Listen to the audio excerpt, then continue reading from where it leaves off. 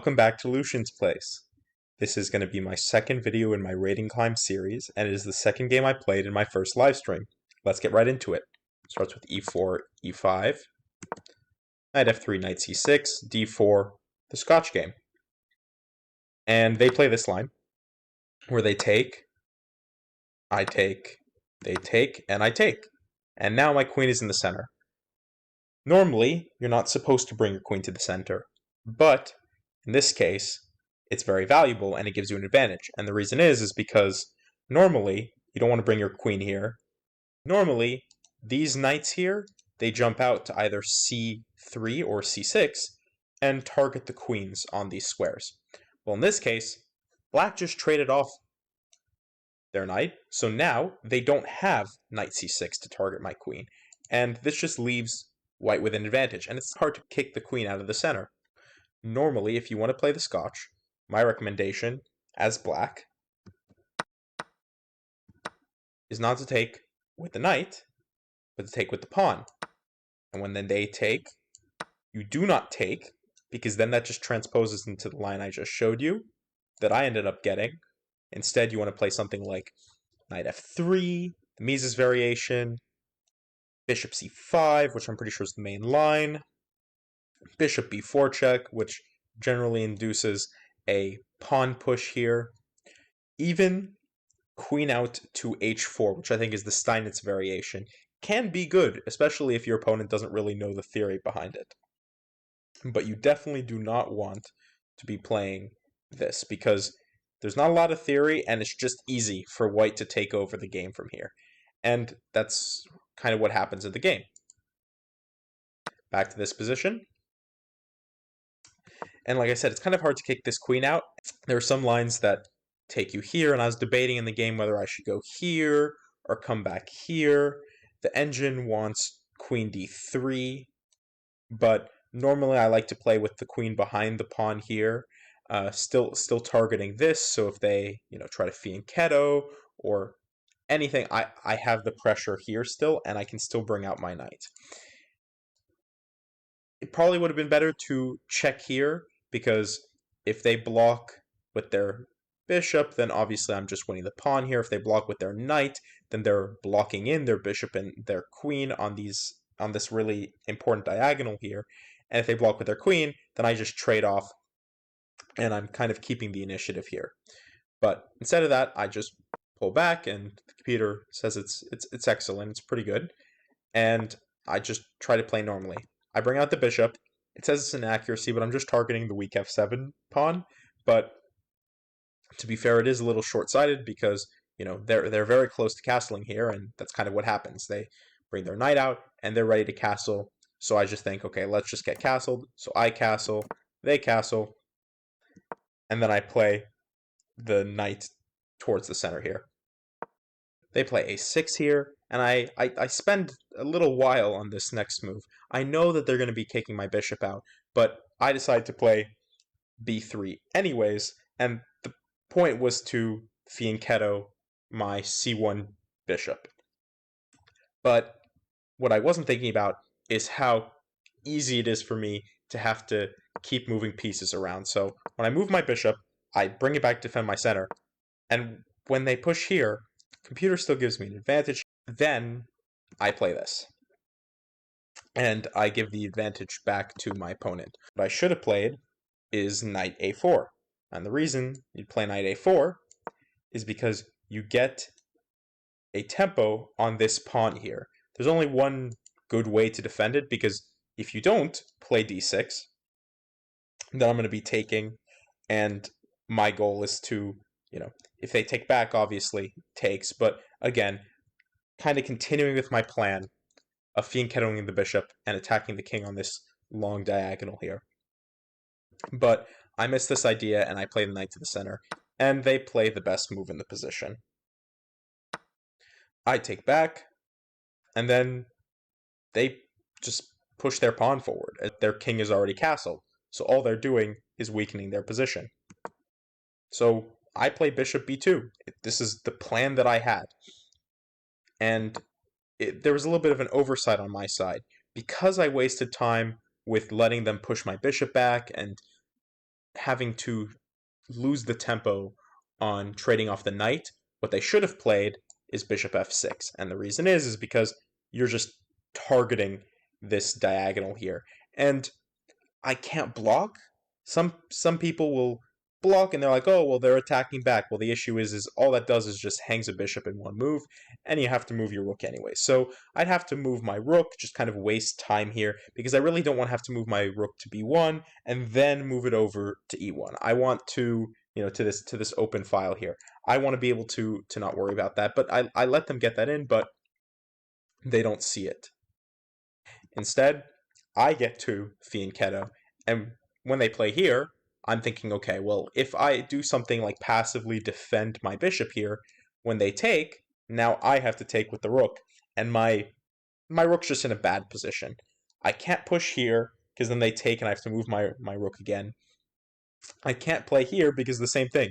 They take, they en passant me, and I just have to move my rook again. My rook's moved 1, 2, 3 times, right? And if I don't do any of this and my rook is here, I have to bring it back to b1 to bring it back into the game. It's not a good position, so I take. They take back, and then I take a free pawn, right? I don't see any threats, it's just a free pawn. Then they play here, and I take the next free pawn. They're just giving me pawns. And then they play here. And this is where I took a long think, because this pawn here looks like a free pawn, but you have to make sure that it is, because what's the idea with this move?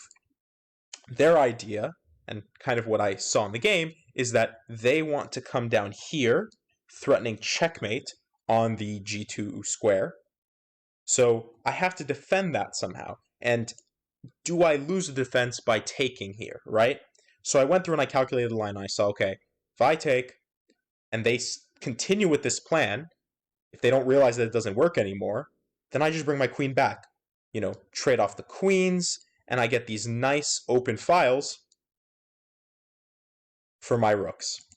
And I take, and it's the best. And then when they play their bishop here, as I expected, I just got to play my queen to g3. And, I said I took some time here. Let's see. I took about 35 seconds to kind of go through this plan to make sure that it worked. When they come here, like I said, I come back, and then they trade, and I open up the line for my rook. I'm continuing with my plan. When they bring the bishop back, I bring my a rook into the game. And I'm just taking over the files here. I'm getting ready to push my pawn majority because they gave me 3 free pawns.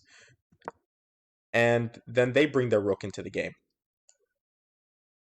My idea was to bring my rooks up to the 7th. I didn't really have an exact plan here, but rooks on the 7th is a pretty common theme in chess. Rooks on the 7th are second, and with that, I was looking to target the a6 pawn, swing the rook over because, they probably aren't going to hang their bishop. And if they defend with their rook, well, then I take the pawn with my bishop. So I'm looking good in this position, and then they play here. I don't know why. I think I thought about it during the game, but I just decided to ignore the idea of pushing this here, because this is just the best move in the position. The computer loves this because you're just taking away all the escape squares or almost all the escape squares from the bishop. So, they can't move there, they can't move there, they can't move there, they can't move there. The bishop can only take this kind of passive role here, and you just bring your rook over, and then you're targeting this pawn, you bring your f rook into the game, e1. So I don't know why I didn't like that. I just took. This is still completely winning, right? I'm up 3 pawns. Just simplify, right? I'm winning, just simplify. But I spend around 18 seconds on this move, and it's not bad. My rook is very passive here. What the computer wanted is, just don't worry about this pawn. Start pushing your other pawns, right? Play a3. I think there's a line where I just play d6 right away.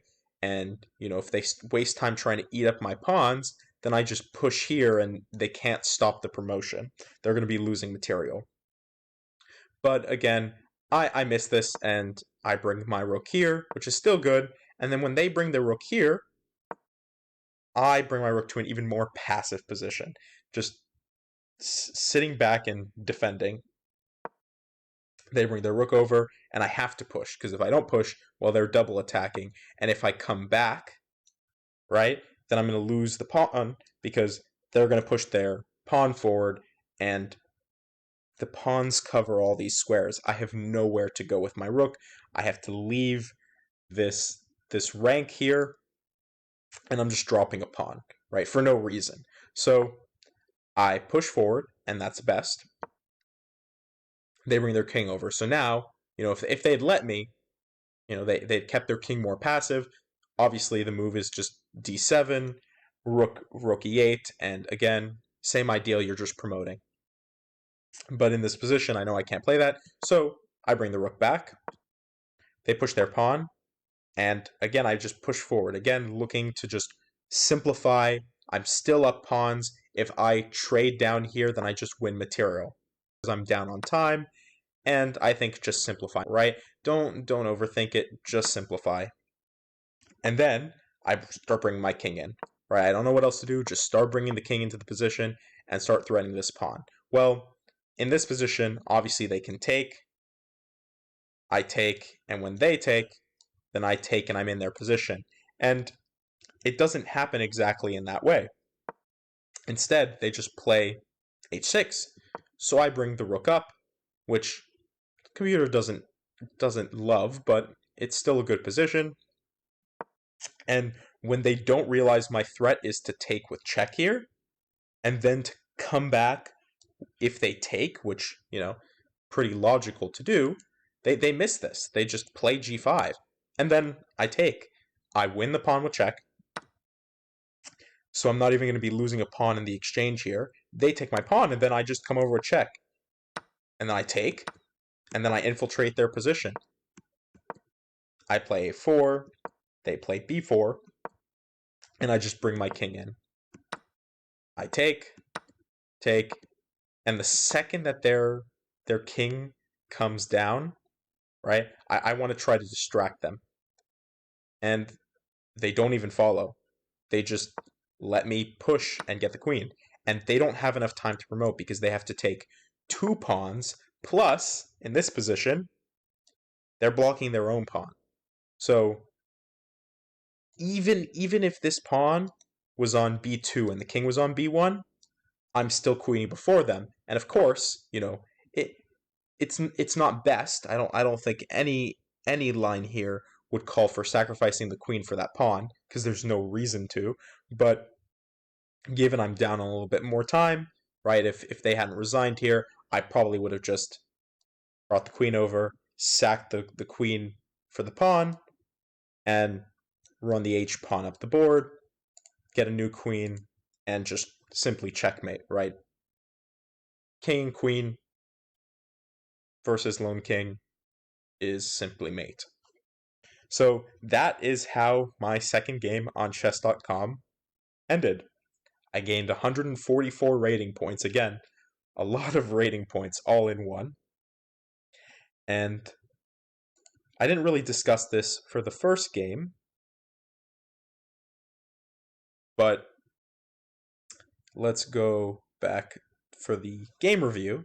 So I played at 89.2% accuracy. They played at 76.5% accuracy. You can see the breakdown of the moves. Again, the great move is taking the bishop all the way back here on move 15, taking their bishop so I don't have to be in such a passive position, and a few inaccuracies, but overall a very good game. I didn't really lose the threat fully. I had that one where I jumped the knight into the center, giving them some advantage, but it was never really fully in their favor or my favor. There's some play here where I played a bit inaccurate, but once I really got the advantage, I kept it for the rest of the game. So I'm pretty happy with this. If you're interested in this content, subscribe for game analyses. Follow me on Twitch if you want to see me play live or just chat, and join my Discord. All the links are down below in the description. Thanks for watching.